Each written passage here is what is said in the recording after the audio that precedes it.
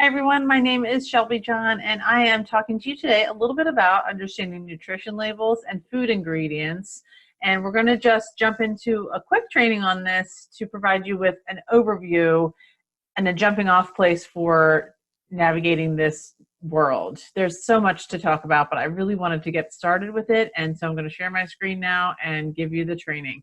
I hope you enjoy it, and let me know if you have any questions along the way. Okay, so we are talking today about understanding nutrition labels as well as food ingredients, but we are definitely going to just merely scratch the surface on this concept. There is so much material to talk about and cover that it would be really hard for me, or just a really long training.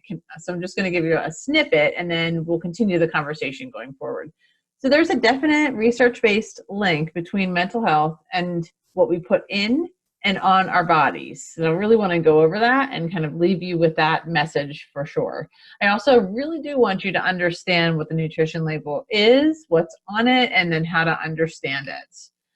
Why is this important to you? Because good nutrition is really a part of leading a generalized healthy lifestyle. And it's not only about weight loss. A lot of times in our country, I feel like when we discuss food or nutrition or any kind of change in that way, it's generally centered around weight loss or weight management. And that is one part of it, but it's not the only part. So I just want to say that there is much more to this than just about weight. Of course, maintaining a healthy weight is important because that also helps for you to reduce your chronic disease. Along with healthy diet, helps to reduce things like heart disease, high blood pressure, cancer, autoimmune disorders, diabetes, things like that. And it just really does promote an overall good health. So the food that we consume does affect our mood. And again, this is research-based. So our brains are very much like an expensive car, like a luxury car. If you have a luxury car, then you know that luxury car requires the expensive gas or fuel. And our bodies and brains are the same way. So if we treat them like kind of a lower premium car, and we add into our bodies low premium fuel, like processed or refined foods, things that are highly processed or have lots of food ingredients or are high in certain nutrients, it can really do the brain harm.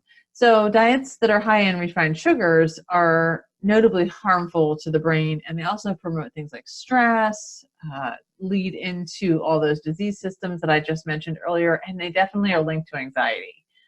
Multiple studies have already shown this for us. There's a correlation between sugar and impaired brain function, and that there's a worsening of mood disorders like depression, but specifically anxiety, since that's what we're really focused on today, as well as things like ADHD and some other autoimmune disorders. So that old age phrase, you are what you eat, is more than just a cliche. It's definitely true, and it's very important. And so that's why we're talking about this, because I really value knowledge about what we put in and on our bodies. And I want you to know what you're eating.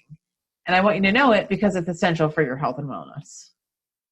Just a quick jaunt into the history realm. There's much more to this story. I just picked out the highlights for you. Where did the nutrition labels come from? In the mid-1960s, our country's public began to ask for more information. So the people here were saying, we want to know what's in our food and what we're consuming, what we're feeding our children. So the government started to get involved in this. And then in 1990, this big piece of legislation called the Nutrition Labeling and Education Act was passed, and it required almost all foods to print a nutrition label on packages. Jumping ahead a little to 2004, the Food Allergy Labeling and Consumer Protection Act was passed, which required that it contained more of a certain allergen, things that we're pretty aware of now: peanuts, soybeans, fish, eggs, shellfish, tree fish, milk, things like that.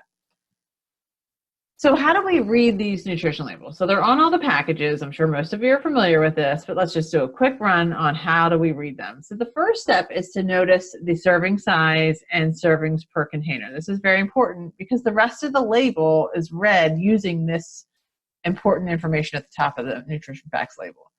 So the serving size of this particular product is 1 cup, and there are 2 servings per container. So that means in this particular product, there are 2 cups. So we want to take a look at that and then note it as we go along the nutrition label. Everything else on it is based off of this serving size. And they are provided in easy to understand units like cups, ounces, and sometimes pieces. Like sometimes if you have pretzels or maybe even nuts or something, they might say like 17 pieces or something is one serving. Then you jump down to the calorie section, and all calories is the amount of energy that is provided to the body from this particular food. Now, most people link the counting of calories, if you will, to things like weight management or weight loss or gain or some kind of a fitness program, things like that. And of course, that's important if that's one of your goals. I don't personally put a lot of value on doing a lot of counting of calories unless I am working towards a very specific goal. But in general, I spend more of my energy focused on quality of food, meaning let's focus a little bit more on whole foods and not so much on calories. So in this example, there are 250 calories per serving, and that means if you had one serving, you would consume 250 calories. If you had two servings, you would be consuming 500 calories. So that's important for you to know. Jump down to the fat section. So the scientists are now telling us that we should limit our saturated and trans fats. We want to remember on this label that it's saying it has 3 grams of saturated fat. So that's in one serving. So if you were to eat the entire package, which is 2 servings, you would consume 6 grams of saturated fats. So it depends on your body composition, again, your weight management goals, and also your disease systems if you're facing that. Because if you're dealing with certain disease systems, you might have to really be more focused on fats than maybe someone else. So this is important for you to understand for your particular body. Jumping down from there, we have the sodium level. So it's recommended that we limit our average amount of sodium to reduce our risk of high blood pressure, water retention, things like that. So we want to lower it down to about 2,300 milligrams a day. So a food that is low in sodium has 140 milligrams per serving or less. So this food is not low in sodium because it has 470 milligrams of sodium per serving. And that means if you ate both servings, you'd be consuming 940 milligrams of sodium, which is already 42% of the daily recommended value. So this is important for you to know because things that are very processed, things like frozen meals, like the TV dinners of my day, I'm dating myself, canned soup, things like that, even canned beans if they're not low sodium or if you don't rinse them. Some of those things can contain up to 1,000 milligrams or more of sodium per serving, and that's almost half of your daily amount. So you really want to be careful of this. There's that sugar. So in this product, there are 5 grams of sugar for 1 cup. So 2 cups would be 10 grams of sugar. So sugar is something we really do want to focus on. And I'm going to talk a little bit more about it when we get to the ingredients section. But if I can leave you with anything that I want you to focus on when you leave this training, it's focusing on your sugar. So people often underestimate the amount of nutrients they consume, whether it's sugar or dairy or caffeine. Like we usually think, I don't eat that much sugar. But then if you really track or you look at what you're consuming, it sort of ends up being a lot more than we think. So taking in too much sugar causes the blood glucose to become unbalanced. And when these things become unbalanced, it affects our mood and it affects our fatigue level. It also can create headaches. And for people with anxiety who are struggling in that way, mood swings, it's not something that we really want to deal with in addition to the anxiety that we're already experiencing. So we want to limit our sugar intake and be sure that we are paying attention to this moving forward. Most Americans are not getting enough nutrients that are listed in the blue here, the vitamin A, C, calcium, and iron. So those are things that you kind of want to take a look at. Again, I don't spend a ton of time here because if you were eating a very well-rounded whole foods diet, you don't have to necessarily pay too much attention to these nutrients. But if you're new at this, I would say let's take a look at it and make sure you're getting enough of those things. And then in the bottom section is the daily recommended value of different nutrients, and these are based on a 2,000 calorie diet.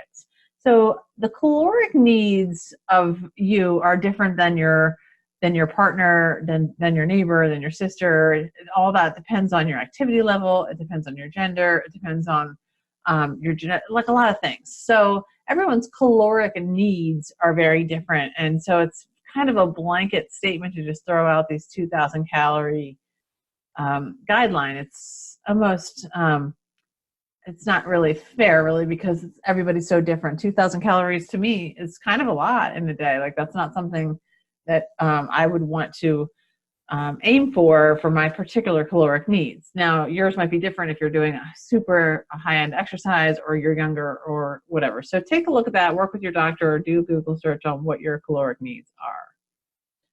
So now we're going to talk a little bit about food ingredients, and this gets tricky because there are over 3,000 possible ingredients in the U.S., and it's almost daunting to me that we expect people to kind of keep up with this and manage it. And I think that the food companies almost prey on the fact that we can't keep up with it and manage it, and so they just keep creating more food ingredients to use as preservatives and things in our food.